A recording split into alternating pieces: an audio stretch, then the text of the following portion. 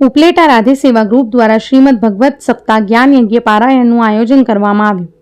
રાજકોટ જિલ્લાના ઉપલેટા ગામે શ્રી વસોયા પરિવાર ખોડિયાર મંદિર ખાતે શ્રીમદ ભગવત સપ્તાહ જ્ઞાન યજ્ઞ અને સર્વજીવ મોક્ષ અર્થે સમસ્ત સમાજના સાથ સહકારથી આયોજન કરવામાં આવ્યું, જેમાં આ શ્રીમદ ભગવત સપ્તાહ જ્ઞાન યજ્ઞમાં વ્યાસપીઠ પર પાર્થિવભાઈ મજેવડીવાળાએ બિરાજી સંગીતમય સુરાવલી સાથે અલૌકિક કથામૃતનું રસપાન કરાવતા લોકોમાં ભારે ઉત્સાહ। આ તકે ગામના તમામ આગેવાનો હાજર રહ્યા હતા અને આ શ્રીમદ ભગવત સપ્તાહમાં રોજ નરસિંહ પ્રાગટ્ય, રામ જન્મ, ગિરિરાજ અન્નકૂટ ઉત્સવ, સુદામા ચરિત્ર, હવામાન અવતાર અને શ્રી રૂકમણી વિવાહ તેમજ ભગવાન સપ્તાહમાં જેવા ઉત્સવ ઉજવવામાં આવે છે, તેમજ રોજ સત્સંગ તેમજ કૃષ્ણ ઉત્સવ ઉજવવામાં આવ્યો હતો। શ્રીમદ ભગવત સપ્તાહમાં આ ગામના ધર્મપ્રેમી જનતાને કથાનું રસપાન તેમજ મહાપ્રસાદનું પણ આયોજન કરવામાં આવેલું હતું।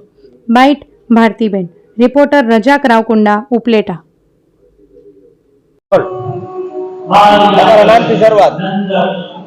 મારે રાધે સેવા ગ્રુપ દ્વારા આયોજિત શ્રીમદ ભાગવત સપ્તાહ અને અમારું જે રાધે સેવા ગ્રુપ છે એમના પ્રમુખ તરીકે હું ફરજ બજાવું છું।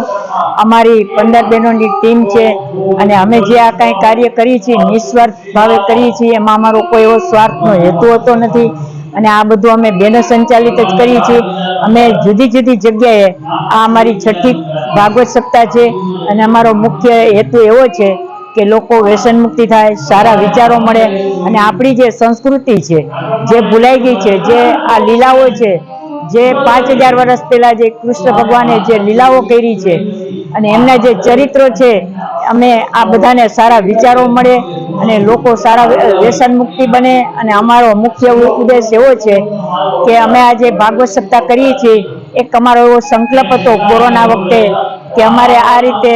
1 નહીં 2 નહીં પણ અમારે 11 ભાગવત સપ્તાહનો સંકલ્પ છે। આ અમારી 6ઠી ભાગવત સપ્તાહ છે અને આવતા દિવસોમાં અમે 10મી અહીંયા પૂરી કરી અમે આજુબાજુના ગામ છે અમે કોલકી પણ એક કરી અને ઉપલેટાના જુદા જુદા વિસ્તારોમાં અમે આવી રીતે સમાજ રાખી અને જુદા જુદા જે લીલાઓ છે, જે કૃષ્ણ જન્મ છે, વામન જન્મ છે, રૂક્ષ્મણીના વિવાહ છે, એવી રીતે અમે આ જે આપણી જે સંસ્કૃતિ છે એમની જે પરંપરા છે એ મુજબ અમે ઉત્સવ ઉજવીએ છીએ અને આ બધી જે અમારા દાતાશ્રીઓ પણ અમને ખૂબ, કારણ કે અમારો હેતુ નિસ્વાર્થ ભાવનો છે એટલે અમને દાતાઓ તરફથી પણ ખૂબ સહયોગ મળે છે। એવા અમારા જે દાતાઓ છે એમને પણ અમે ખૂબ ખૂબ એમનો પણ આભાર માનીએ છીએ અને આજે જે અમારે આવતીકાલે અમારા રૂક્ષ્મણી વિવાહ છે, આજે અમારે 56 ભોગ અને અન્નકોટ 56 ભોગ અને ગિરિરાજ પૂજનનો આજે અમારે ઉત્સવ છે। એવી રીતે અમે જ્યાં લીલાઓ છે, જે ચરિત્રો છે, લોકોને સારા વિચારો મળે, વ્યસન મુક્તિ બને, એ જ અમારી રાધે સેવા ગ્રુપની એક અમારી અભ્યર્થના છે। રાધે રાધે, જય શ્રી કૃષ્ણ, રાધે રાધે।